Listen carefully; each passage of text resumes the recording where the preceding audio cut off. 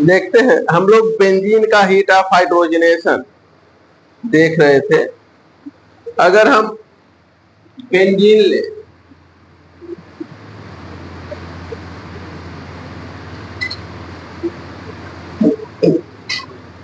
Benzene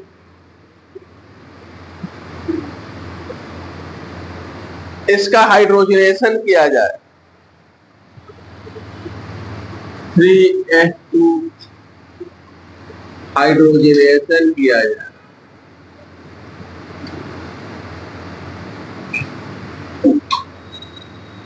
catalyst और high pressure, तो हमें साइक्लोहेक्सेन प्राप्त होता है। साइक्लोहेक्सेन मिला।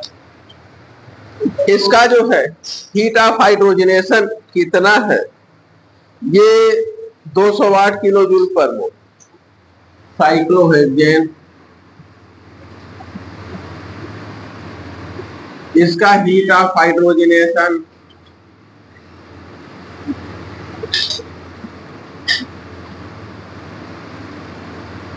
यह 208 किलो जूल पर मोल। ठीक है। अगर हम साइक्लोहेक्सेन का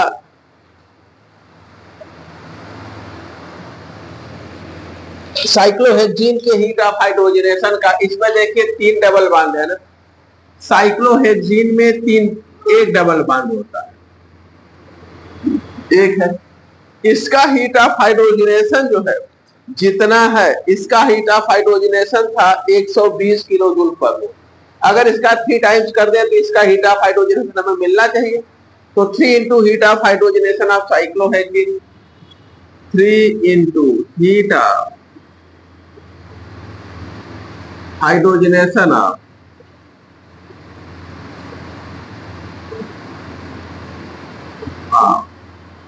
साइक्लोहेक्सेन,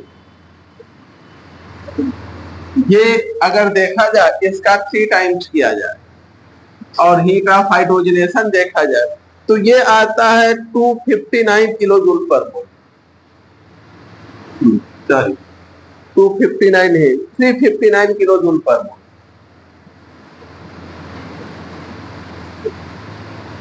इतना आता है। तो बेंजीन का हीट ऑफ हाइड्रोजनेशन इतना है, साइक्लोहेक्सेन के हीट ऑफ हाइड्रोजनेशन का 3 टाइम्स इतना है। तो दोनों का जो डिफरेंस है वही क्या होगा, रेजोनेंस एनर्जी होगा। दोनों का जो डिफरेंस है वही resonance energy. Resonance energy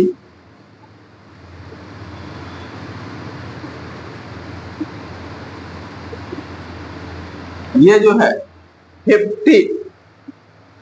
151 kilo joule per मोल, 151 किलो जूल पर मोल।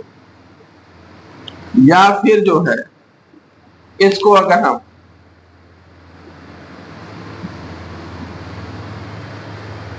कैलोरी में देखें तो 36 किलो कैलोरी पर मोल।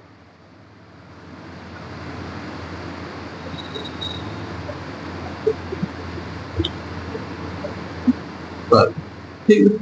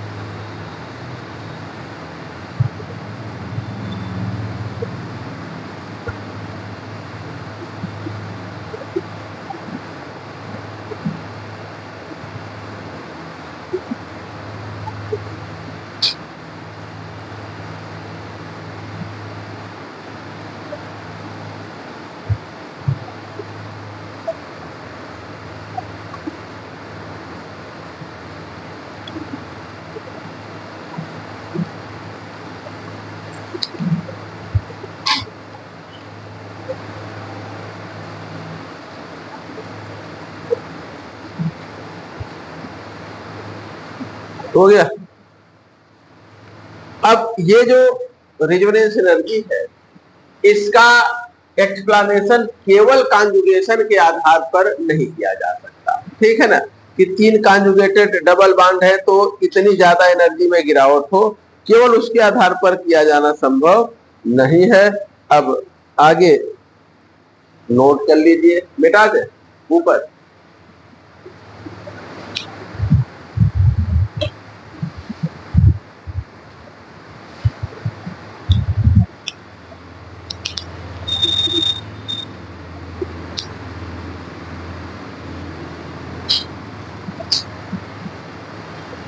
Resonance energy of benzene cannot be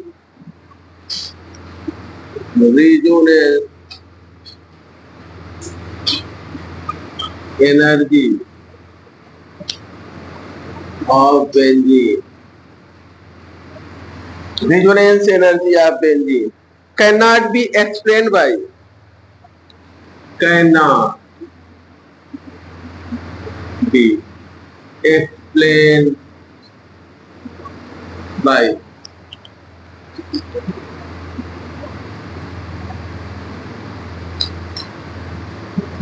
conjugation effect, cannot be explained by conjugation effect alone. Conjugation effect alone. केवल conjugation effect पर resonance energy की व्याख्या कर पाना संभव नहीं है। Hydrogenation of first double bond of benzene is endothermic. दूसरी, hydrogenation of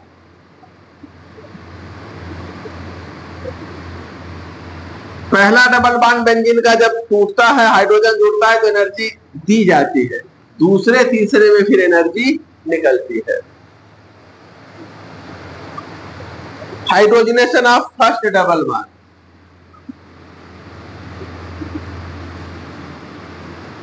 double bond of benzene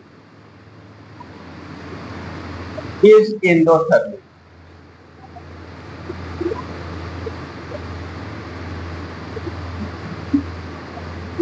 endothermic होता है।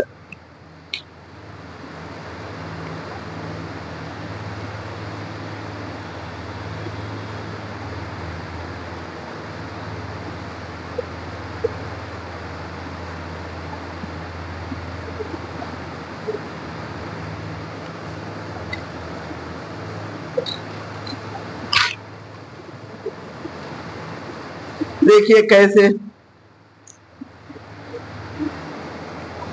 अगर हम बेंजीन का फर्स्ट डबल बॉन्ड का हाइड्रोजनेशन करें तो हीट देनी पड़ती है, अर्थात कॉन्जुगेशन इफेक्ट से हटके यहां कुछ ऐसा है जिसकी वजह से इतनी ज्यादा रेजोनेंस एनर्जी यहां पर है, ठीक है। अब इसका फिर हाइड्रोजनेशन करेंगे, इसका फिर हाइड्रोजनेशन करेंगे तो H2 तो साइक्लोहेक्सेन मिलता है। यहां पर जो हीट ऑफ हाइड्रोजनेशन है -232 kilo joule per mole, delta H equal to -232 kilo joule per mole. यहां बेंजीन का एक डबल बॉन्ड का हाइड्रोजनेशन हो रहा है, ये हमें प्राप्त करना है। अगर आप बेंजीन का सीधे हाइड्रोजनेशन करते हैं, सीधे एक बार में हाइड्रोजनेशन करते हैं, 3H2 जोड़ते हैं और साइक्लोहेक्सेन प्राप्त करते हैं तो यहां 208 kilo joule per mole, delta H -208 kilo joule per, ठीक है। अब इसमें से इसको सब्ट्रैक्ट कर दीजिए तो ये हमें मिल जाएगा, ठीक है।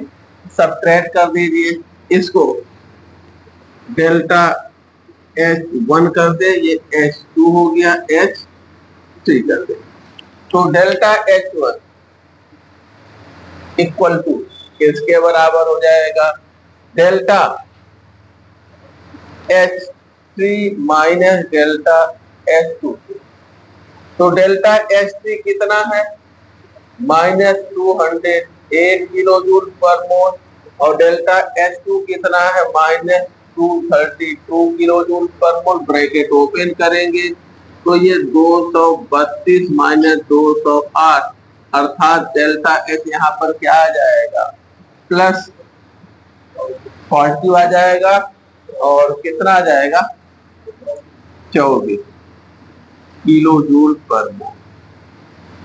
तो पहला बांड जो जब हम बेंजीन का रिड्यूस हाइड्रोजनेट करते हैं तो फिर हीट हमें देनी पड़ती है।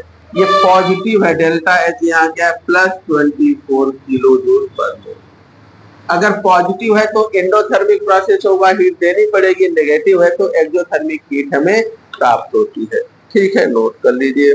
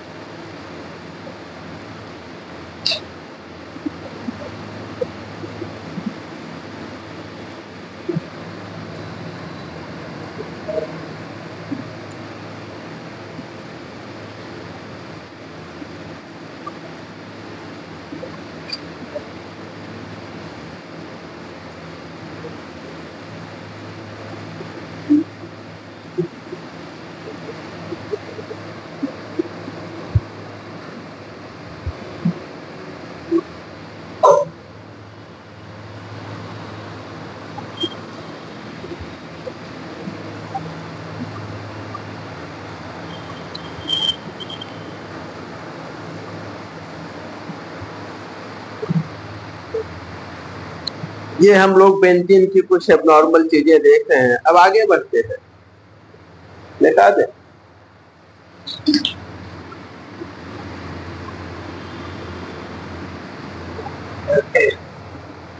देखिए, अगर हम कुछ एनुलिन्स को देखें, अर्थात जो है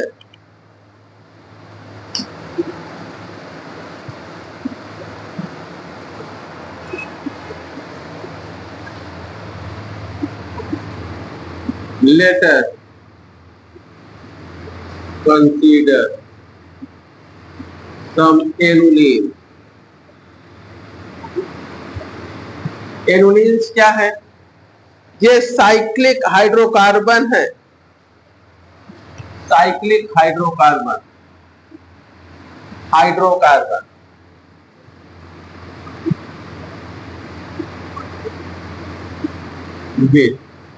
even number of carbon atoms होते हैं। Even number of carbon atom, even number of carbon atoms with alternate double bond, single double bond एक के बाद एक, अल्टरनेट सिंगल डबल, अल्टरनेट एकांतर क्रम में सिंगल डबल बॉन्ड यहां पर है। देखा जाएंगे कुछ एग्जाम्पल।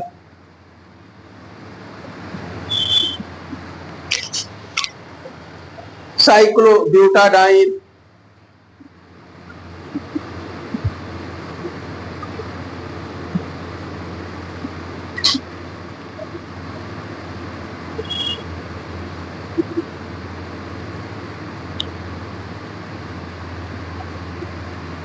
चार कार्बन का है जिसको 4 एनुलिन भी कहते हैं।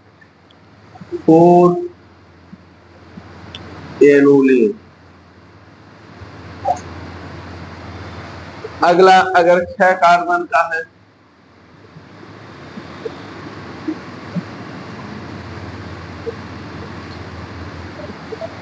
तो इसको हम 6 एनुलिन भी कहेंगे। Benzene 6 annulene. 8 कार्बन का है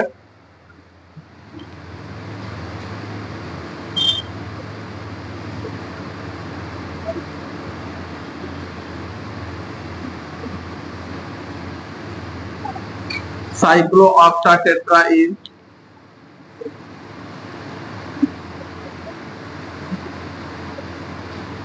एक एनुलिन और साइक्लोडेका पेंटाइन 10 एनुलिन।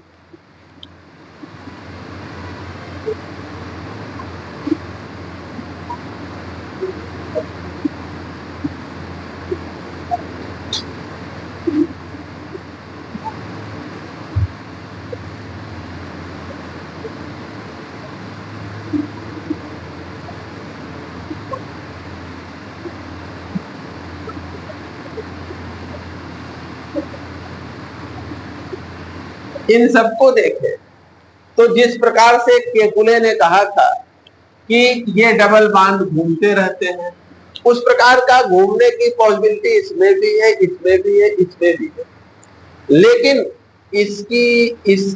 इनकी उतनी ज्यादा एक्स्ट्रा स्टेबिलिटी नहीं होती इनकी इसके जैसी। अर्थात यहाँ कुछ अलग है, कुछ अलग है। नहीं तो केकुले ने बताया कि इसका अल्टरनेट सिंगल डबल बॉन्ड है, ये इधर इधर इधर आते रहते हैं। ये चीज तो यहाँ पे भी हमें देखने को मिल रही है, अल्टरनेट सिंगल डबल बॉन्ड, तो वो चीज यहाँ पे भी होना चाहिए। तो इनकी भी इसी तरह की स्टेबिलिटी होनी चाहिए, लेकिन ऐसा हो नहीं रहा है। तो इसका मतलब कि क्या इनमें उस प्रकार का डिलोकलाइजेशन पाई इलेक्ट्रॉन का नहीं है क्या? और नहीं है तो क्यों नहीं है? ठीक है, तो अगला देखते हैं।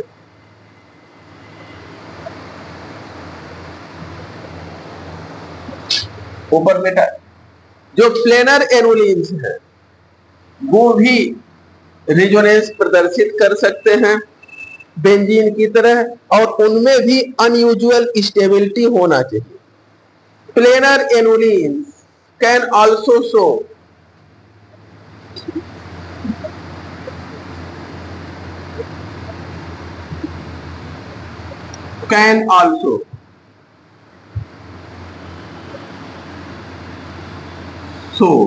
रेजोनेंस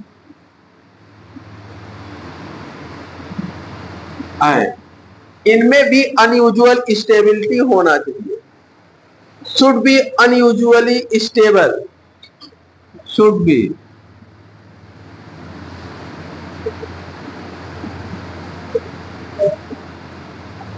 इनको भी इन अनयूजुअली स्टेबल, अब सामान्य स्टेबिलिटी इनमें भी होना चाहिए।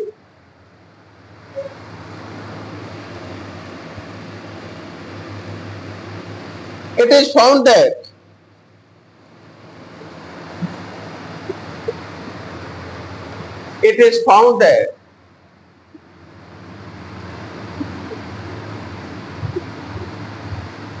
क्या पाया गया है, साइक्लोब्यूटाडाइन और साइक्लोऑक्टा टेट्राइन ये स्टेबल नहीं है, इनमें अब सामान्य स्टेबिलिटी नहीं है। It is found that cyclobutadiene and cyclooctatetraene are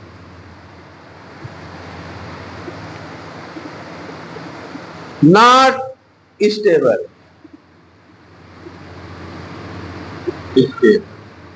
ये स्थायी नहीं है।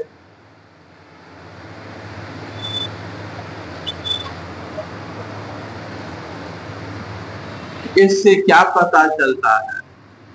दिस रिजल्ट शो दैट जो सिंपल रेजोनेंसिंग स्ट्रक्चर केकुले द्वारा ड्रा किया गया था वो करेक्ट नहीं है। सिंपल रेजोनेटिंग स्ट्रक्चर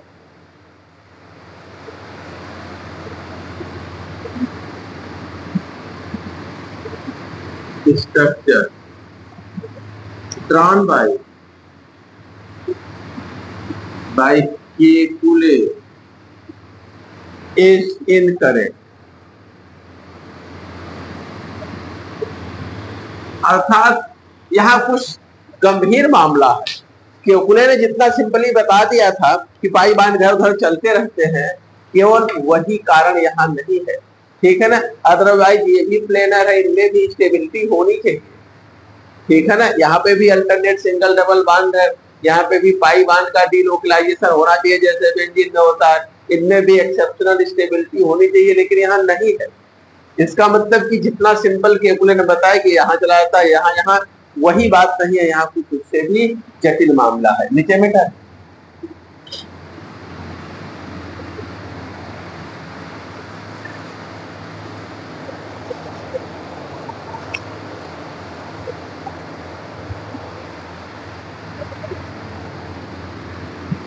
बता देना।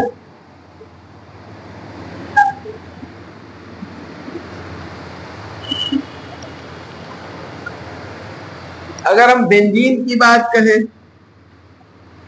तो बेंजीन में जो रिजोनेटिंग स्ट्रक्चर दिया गया है,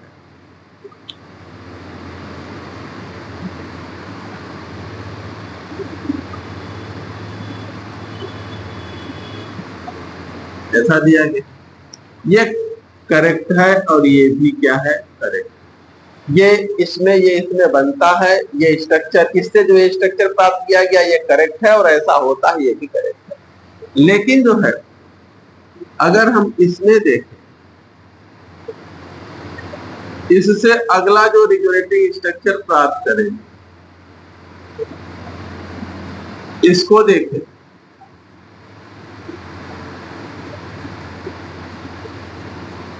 ये तो इससे ये नहीं मिलता, ये रिजोनेंस नहीं होता, ठीक है ना।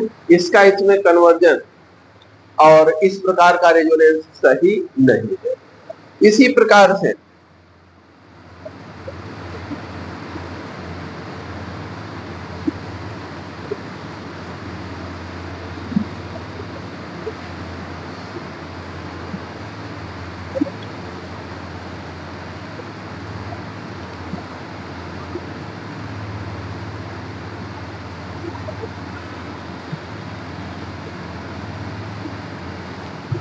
ये करेक्ट नहीं है, ये भी करेक्ट नहीं।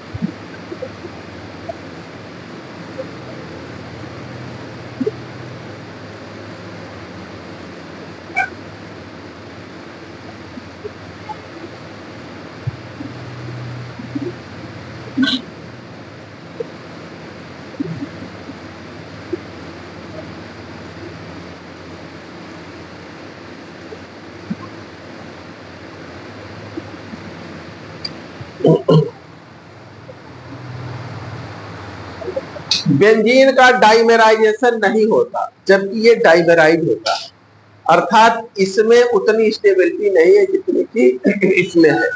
अगर ये लेस स्टेबल होता तो ये भी डाइमेराइड होता। अगला point,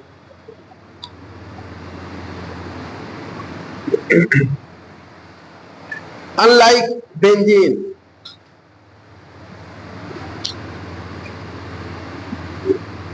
unlike benzene, साइक्लोऑक्टाटेट्राईन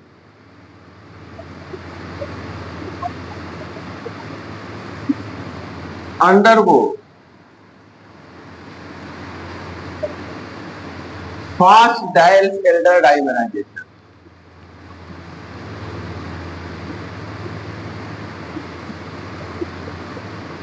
Alder dimerization.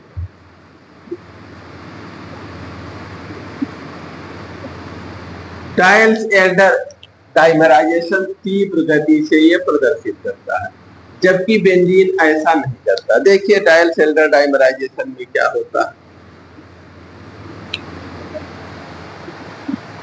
साइक्लोऑक्टाटेट्राईन का टब लाइक स्ट्रक्चर होता है। आगे आपको बताएंगे, ये टब लाइक होता है।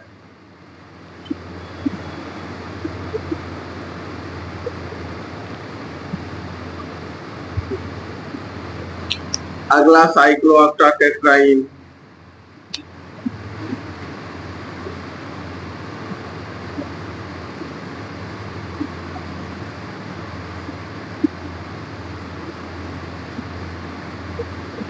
इसमें देखिए ये पाई बांड टूट के यहां अटैक करता है और ये पाई बांड जो है ये यहां अटैक करता है।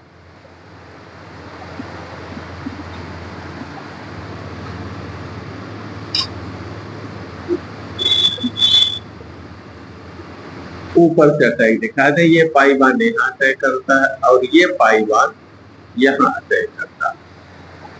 और इस प्रकार से जो है हमें मिलता क्या है,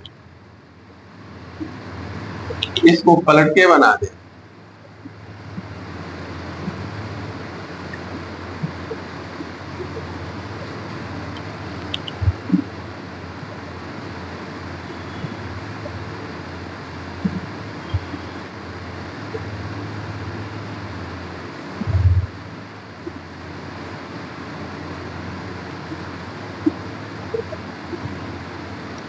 ये यहाँ अटैक करेगा तो यहाँ एक बॉन्ड बन गया, ठीक है। ये यहाँ अटैक कर रहा है तो ये जो है ये इस पर जुड़ जाएगा,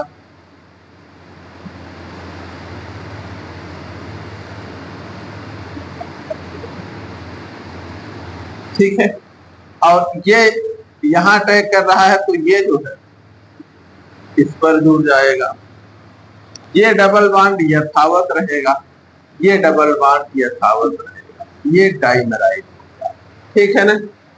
डाइमेराइड, यहाँ कोई बॉन्ड नहीं है, ध्यान देंगे ये कार्बन सीधे जो है इस पर जुड़ा है। बना लीजिए। डाइमेराइजेशन का यह व्यवहार बेंजीन द्वारा प्रदर्शित नहीं किया जाता है। इसका मतलब कि जो है यहां पर एक्स्ट्रा स्टेबिलिटी नहीं है।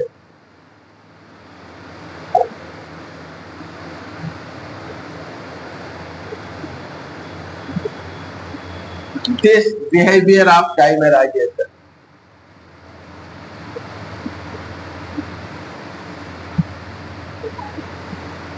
डाइमेराइजेशन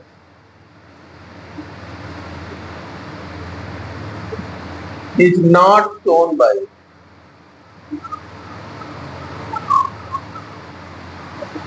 molecule with extra stability,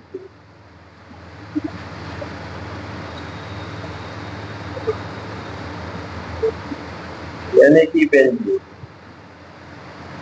benzene द्वारा इस प्रकार का डाइमेराइजेशन बिहेवियर प्रदर्शित नहीं होता है।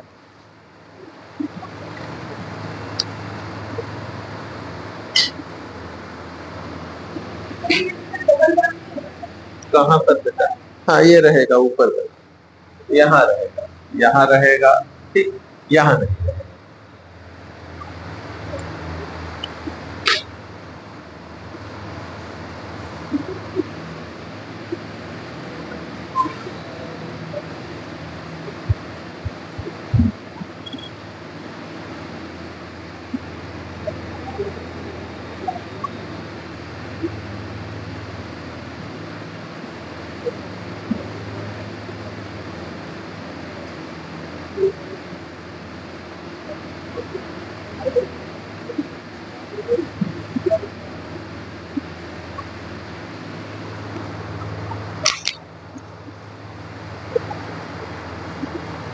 इसके एक तो ये डाइमराइज होता है, डायल सेल्टर टाइप का डाइमराइजेशन देता है। दूसरा ये देखा गया है कि ये bromine in CCl4 carbon tetrachloride में ब्रोमीन के साथ इसकी अभिक्रिया कराया जाए तो जैसे एल्कीन रिएक्शन करते हैं वैसे ये भी कर जाता है। एक्वस पोटेशियम पर मैग्नेट के साथ ये भी रिएक्ट कर जाता है, उसके कलर को डीकलराइज करता है जैसा कि एल्कीन, जबकि बेंजीन ये रिएक्शन नहीं देता है, अर्थात इसकी स्टेबिलिटी बेंजीन जैसी नहीं है, ठीक है ना। तो अगला पॉइंट,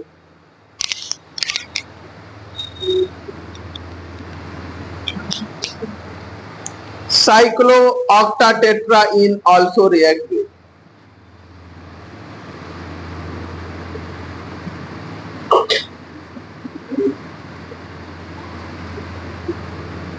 also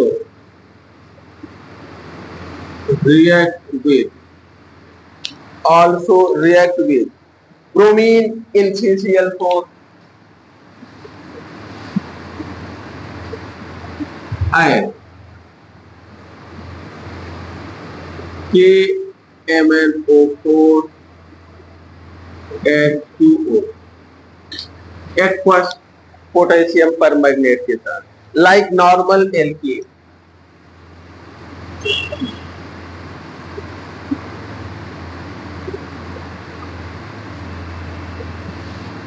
सामान्य एल्कीन की तरह। This suggest that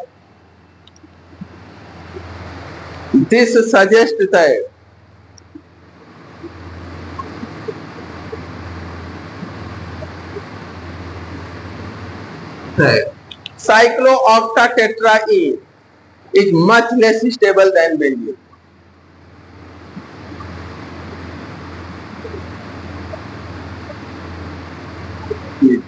Much less stable.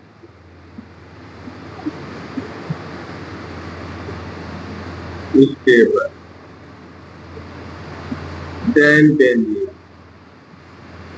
Benzene की तुलना में स्टेबिलिटी इसकी बहुत कम होती है।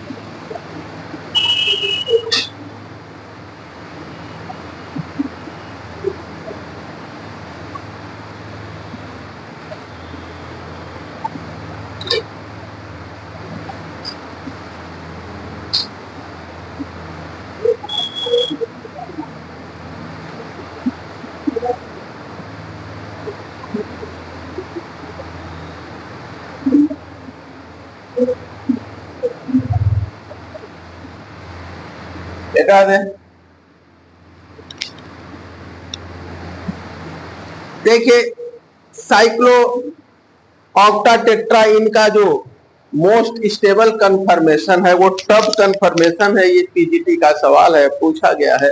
तो अगला point, structural study shows that structural study shows that संरचनात्मक अध्ययन से यह पता चलता है कि it's most stable conformation is tough. इसका जो सबसे स्टेबल संरचना है वो टफ स्ट्रक्चर है। Most stable conformation is tough, ठीक ना? Tough conformation, most stable conformation, tough conformation है with poor overlap between adjacent p orbitals. Tough with poor overlap between adjacent orbitals.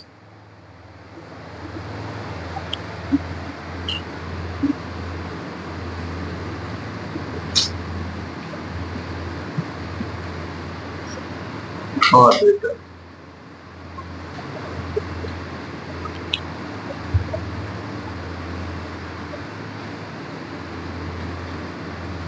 Orbitals का अतिव्यापन कम होने के कारण ऑर्बिटल्स का जो एडजेसेंट ऑर्बिटल्स हैं उनका अतिव्यापन कम होता है। नोट करिए, फिर इसका स्ट्रक्चर देखिए, जिसकी वजह से इसमें बहुत ज्यादा स्थायित्व बेंजीन जैसा नहीं हो पाता। यह असंतृप्त हाइड्रोकार्बन यानी एल्कीन जैसा व्यवहार प्रदर्शित करता है।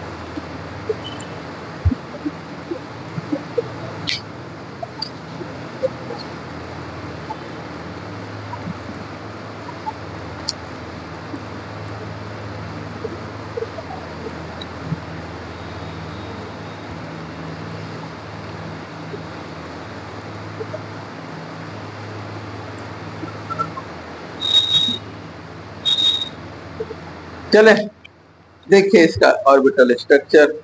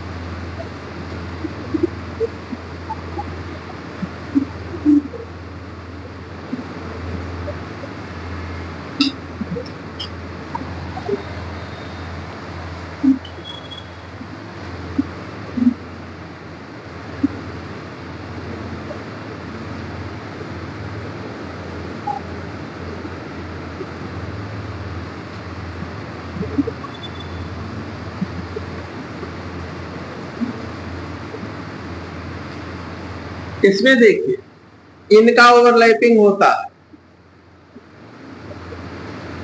क्योंकि ये समान तल में, इनकी आपस में ओवरलैपिंग होती है क्योंकि ये भी समान तल में, ये भी आपस में ओवरलैप करते हैं, ये भी समान तल में।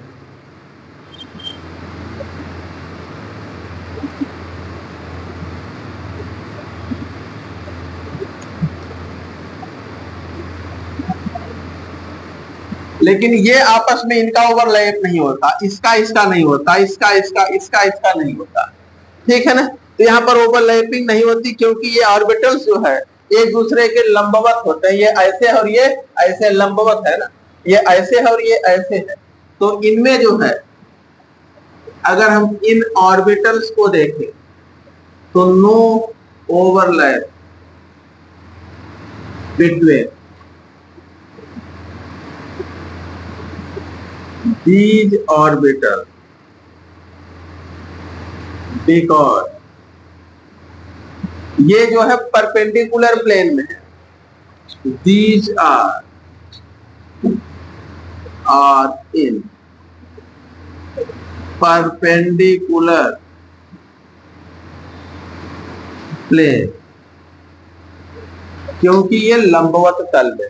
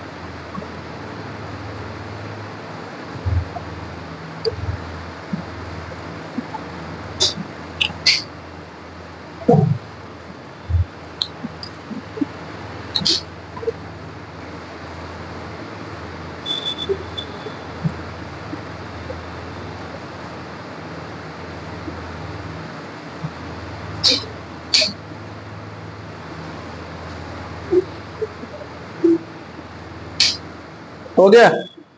अब देखते हैं molecular structure, molecular orbital structure benzene का।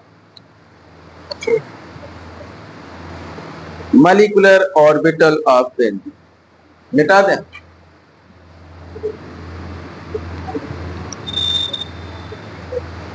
मॉलिक्यूलर ऑर्बिटल ऑफ बेंजीन,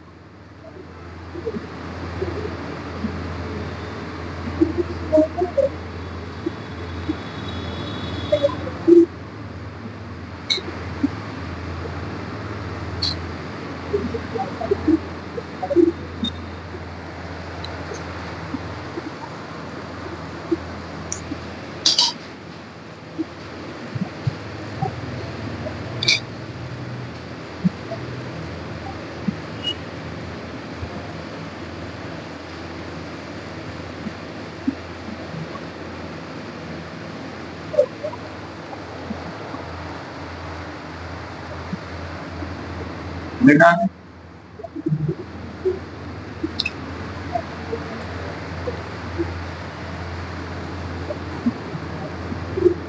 देखिए बेंजीन के जो डिफरेंट मॉलिक्यूलर स्ट्रक्चर्स बन रहे हैं उनको पहले हम आपको बता दें, फिर उसके विषय में लिखना शुरू करते हैं, ठीक है ना। सबसे पहले देखिए बेंजीन में जितने ये पी ऑर्बिटल्स हैं, पी ऑर्बिटल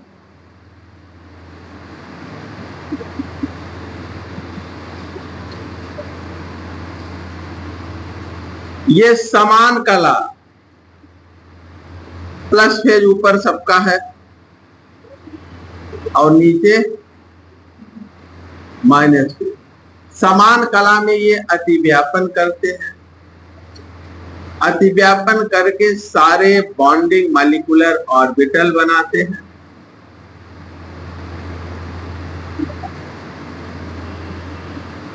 थोड़ा बड़ा बना दें क्या? छोटा हो गया। आप लोग जो है ऐसा करिएगा, कॉपी में जो हम पहले बना रहे सबसे नीचे, फिर उसके ऊपर, फिर उसके ऊपर, फिर ऊपर, जैसे 6 डायग्राम बनेंगे, 1 2 3 4 5 और 6। तो सबसे पहला वाला हम यहाँ बना रहे हैं। आप कॉपी में ऐसा बनाएगा कि हेक्सागोन टाइप में। तो यहाँ जो बनेगा वो देखिए कैसा है।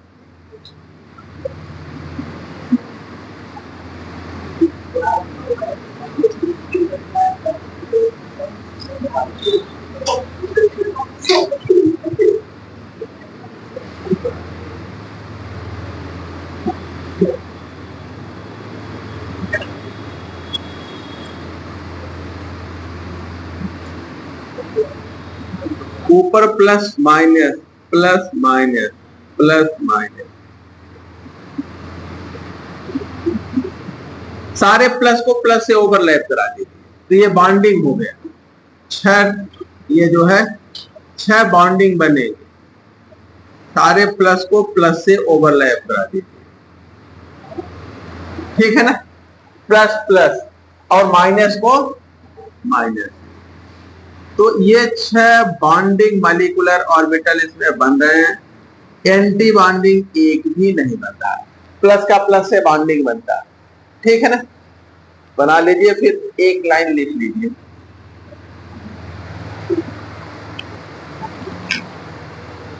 Six p atomic orbital overlap to form 6 p atomic orbital।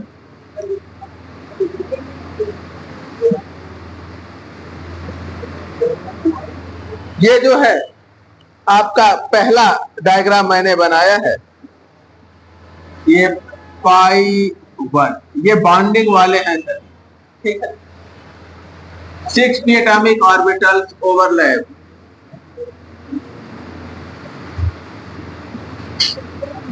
to form, क्या बना रहे हैं? 6 मॉलिक्यूलर ऑर्बिटल बना रहे हैं। Pi system of benzene with 6 molecular orbital. For pi system of benzene with 6 molecular orbitals,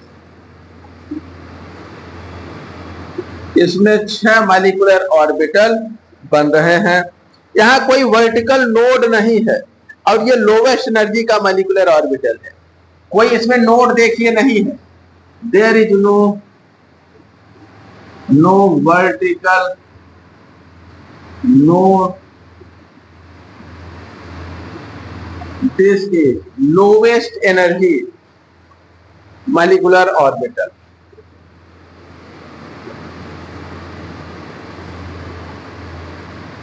molecular orbital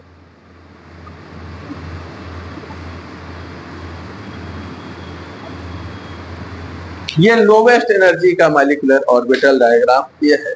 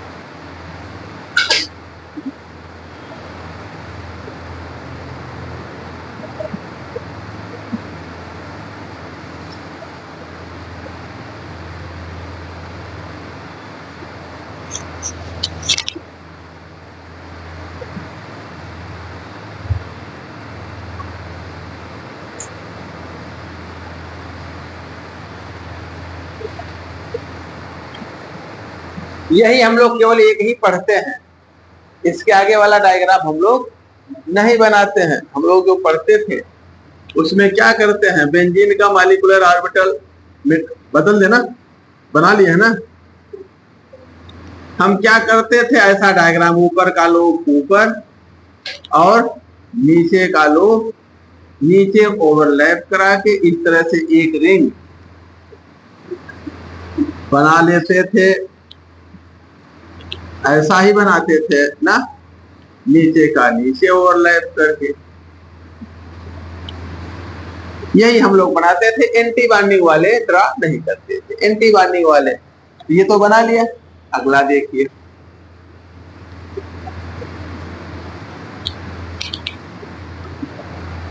दूसरा ऐसा है जिसमें जो है बॉन्डिंग और anti bonding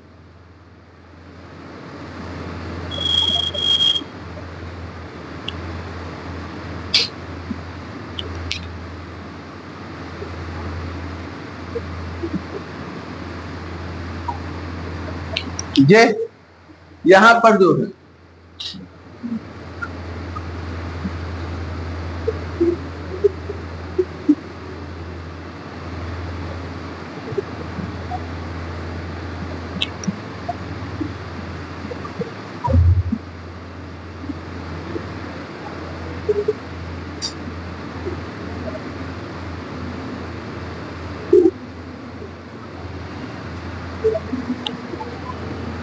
plus plus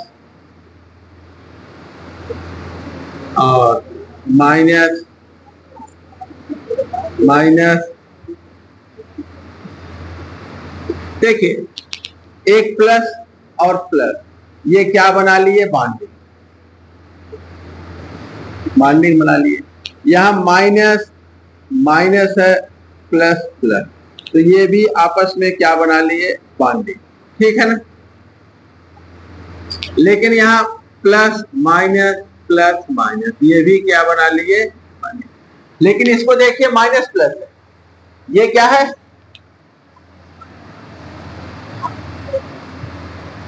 minus minus. अब यहां पर देखिए ये प्लस माइनस हो गए, तो ये क्या बनाएंगे, एंटी बॉन्डिंग। जहां प्लस प्लस है वहां बॉन्डिंग, जहां प्लस माइनस है वहां एंटी बॉन्डिंग। तो यहां पर हम देख रहे हैं प्लस, अच्छा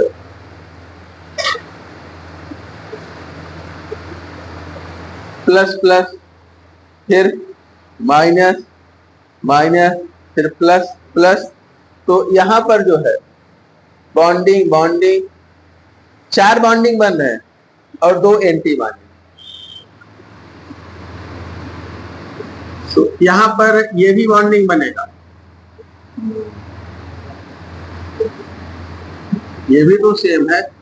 तो बॉन्डिंग बॉन्डिंग और बॉन्डिंग और बॉन्डिंग। एंटी बॉन्डिंग कितना है, एंटी बॉन्डिंग और एंटी बॉन्डिंग। ठीक है, 4 बॉन्डिंग और 2 एंटी बॉन्डिंग। वैसे यहां पे भी होगा, यहां पे भी आप क्या कर लीजिए, इनकी बॉन्डिंग बना दिए, ये वाले को एंटी बॉन्डिंग करा दीजिए, प्लस प्लस माइनस माइनस।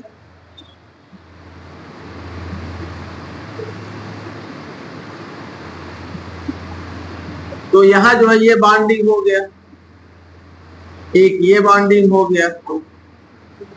और दूसरा जो है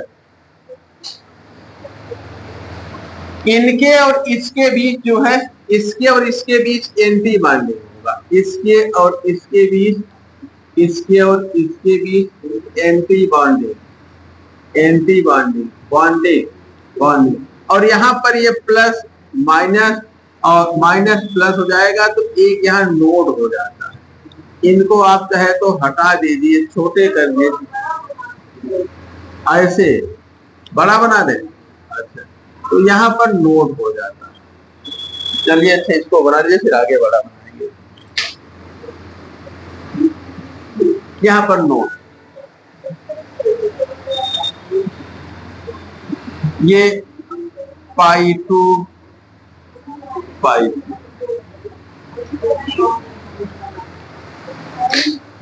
दो बॉन्डिंग, दो एंटी बॉन्डिंग और node, anti bonding bonding bonding, बीच में नोड।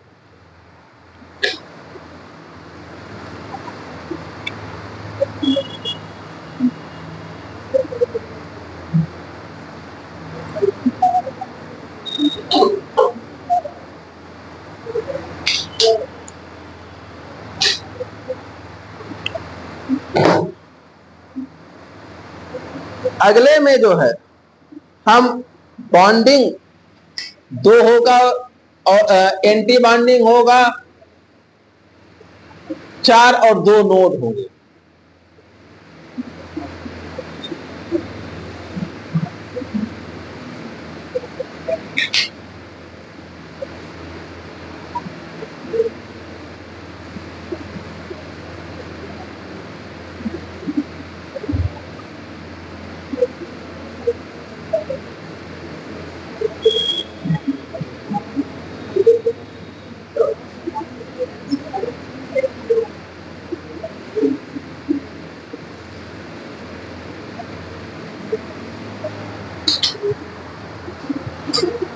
अगला देखिए,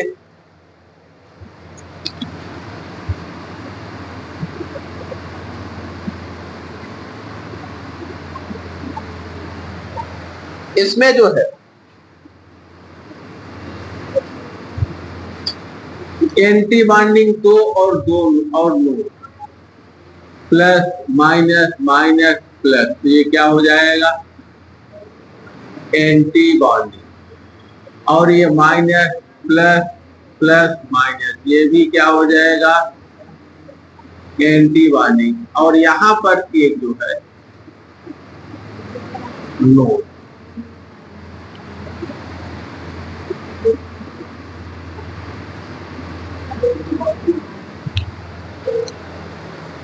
ये 5 5 4 हो गया।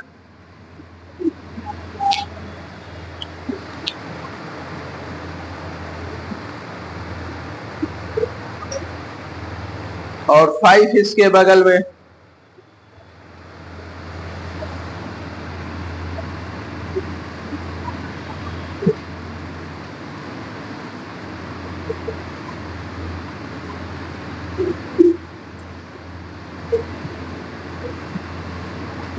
ये है प्लस प्लस माइनस प्लस, इस तरह से।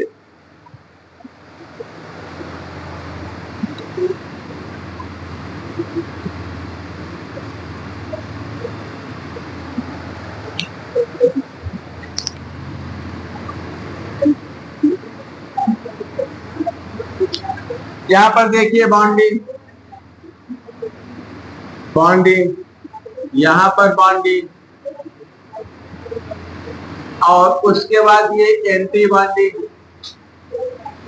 इधर भी क्या है एंटी बॉन्डिंग। और अगर आप इसको देखेंगे तो यहां नोड बनता है, नोड,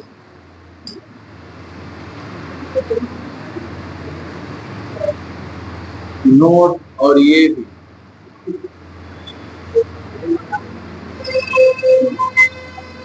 और ये 5 5।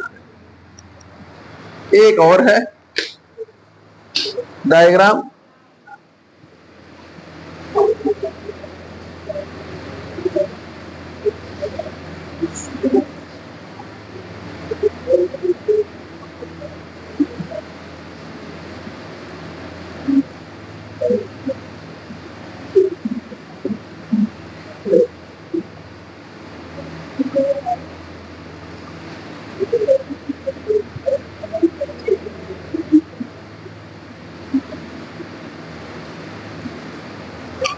नीचे मिटा दे।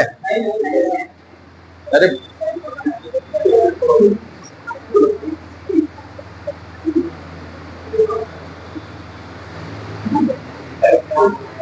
छठवां देखिए, छठवां में सारे के सारे एंटी बॉन्डिंग होते हैं, सिंपल सा है।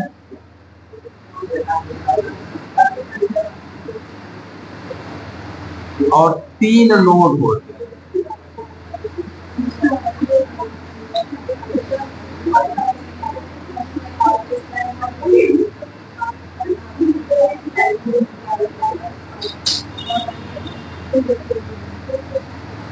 ठीक है, यहां देखिए, यहां नोड एंटी बॉन्डिंग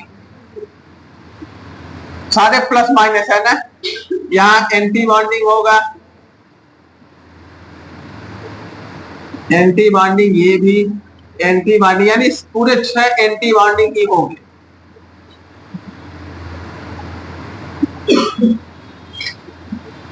पूरे 6 क्या है? Anti bonding. और नोड 1, 2 और ये 3 नोड, नोड 3 ये पाई 6 बना लीजिए, फिर इनके चर्चा कर दें, या फोटो खींच लीजिए, घर पे बनाइएगा आराम से।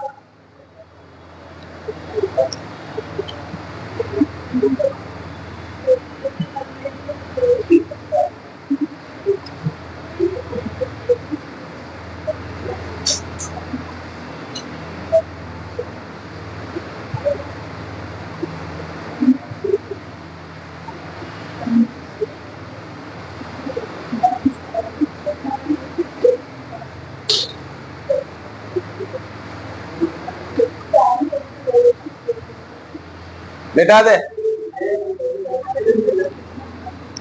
देखिए, अगर हम इन सारे स्ट्रक्चर्स को देखें तो पहले में जो है,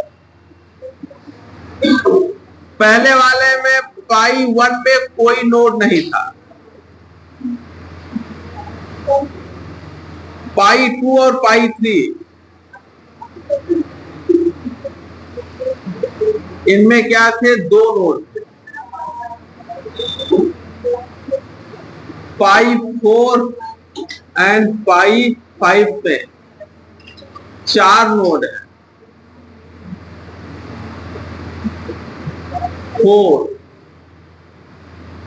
4 नोड। और पाई 6 में जो है 6 नोड, यही था ना। और जैसे जैसे इनमें नोड बढ़ते जाते हैं वैसे वैसे इनकी एनर्जी बढ़ती जा रही है। इसकी सबसे कम, इन दोनों की और ज्यादा, इन दोनों की एनर्जी और ज्यादा, इसकी सबसे ज्यादा। यही हमें लिखना है। तो अगला देखिए, एनर्जी बढ़ने के साथ नोड की संख्या बढ़ती जाती है। Number of node increases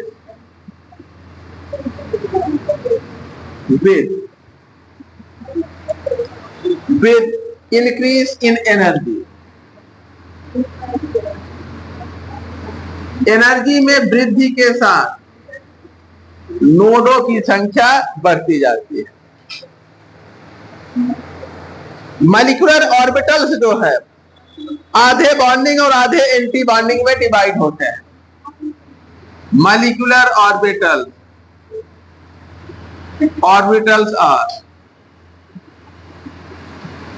are divided into bonding and anti-bonding molecular orbital। कुछ बॉन्डिंग में होते हैं, कुछ एंटी बॉन्डिंग में। Bonding and anti bonding molecular orbital. Bonding and anti bonding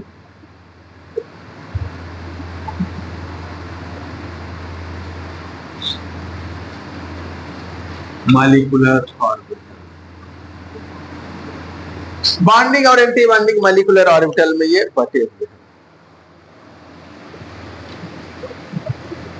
हैं। स्टेबल सिस्टम वो होगा जिसमें मॉलिक्यूलर ऑर्बिटल भरे हो और एंटी बॉन्डिंग मॉलिक्यूलर ऑर्बिटल भरे हो और anti bonding molecular orbital empty हो। A stable system will have, ऊपर मिटा दे, मिटा दे। A stable system will have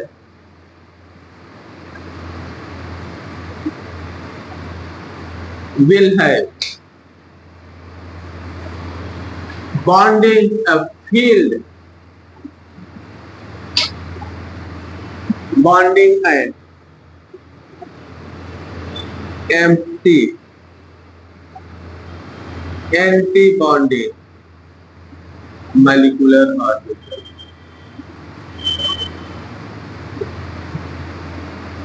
field bonding और empty anti bonding molecular orbitals इसमें होते हैं।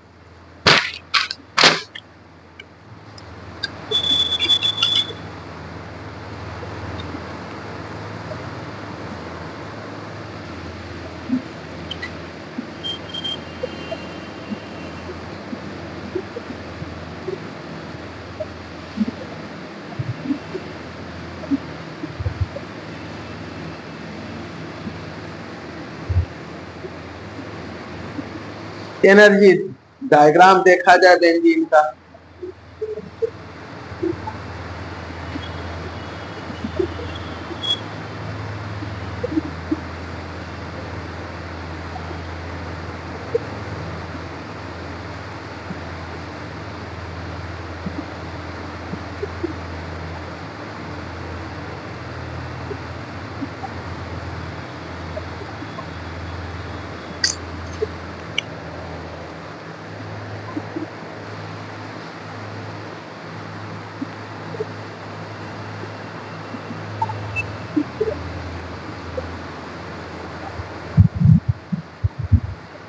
कितने लोग एमएससी किए हैं इसमें, कितने लोग एमएससी किए हैं?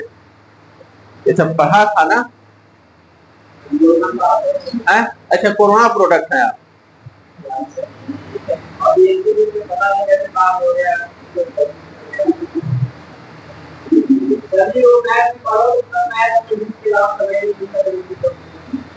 तो काहे केमिस्ट्री से एमएससी कर ली?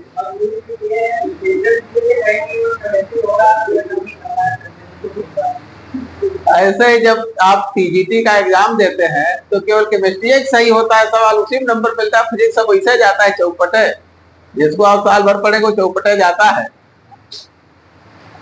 इसलिए कहते हैं बच्चा केमिस्ट्री जरूर पढ़ो।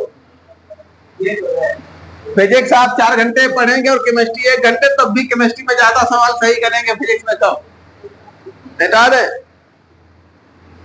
अब देखिए, हाँ, इसलिए केमिस्ट्री फीस भी ज्यादा जमा करना चाहिए, फिजिक्स में कम। एनर्जी डायग्राम ऑफ बेंजीन, आप लोग बराबर जमा करते हैं तो क्या होगा? एनर्जी डायग्राम बेंजीन,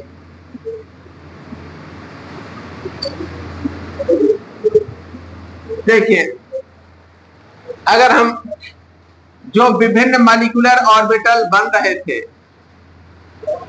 बेंजीन में, उनका एनर्जी लेवल देखें तो इस प्रकार का एनर्जी लेवल होता है।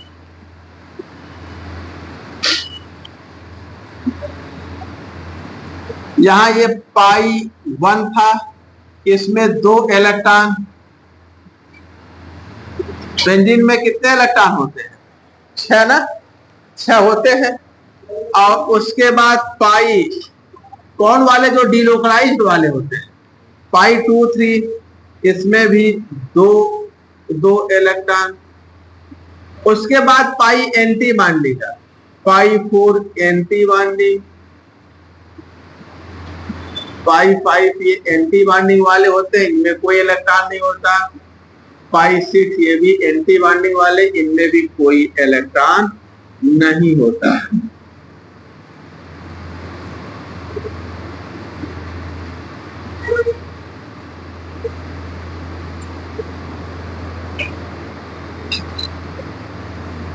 इस प्रकार का ये पॉलीगॉन बनता है ना। यहां पर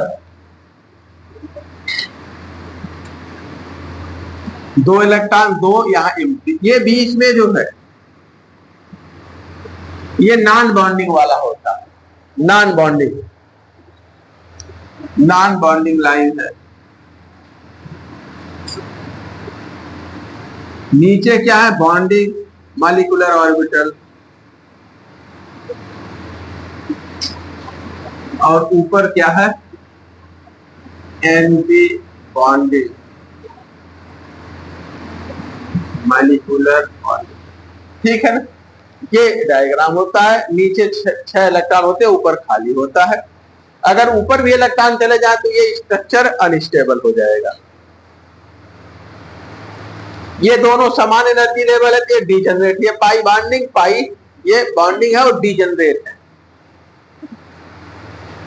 चलिए अब इसके आगे कल लिखा है पाई। अच्छा, इसको 3 कर लीजिए, पाई।